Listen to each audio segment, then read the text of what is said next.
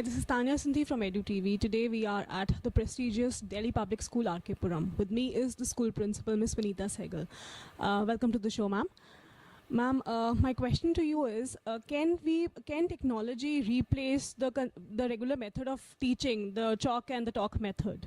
You're talking to a very dedicated teacher. So my answer is going to be absolutely no, it cannot. And especially if you're teaching a language, I'm an English teacher.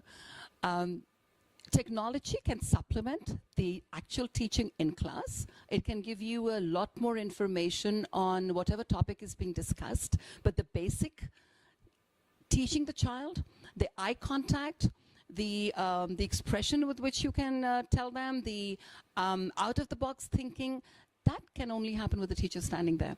Like today, I just want to give an example. I went into class, so rather than just teach the lesson, I was doing language with them, pronunciation and vocabulary and the stresses and the syllables.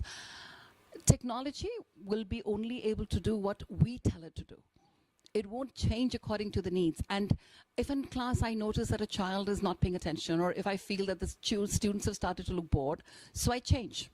I change my style. I change the way I'm going to present something to them. I think their technology will lose out.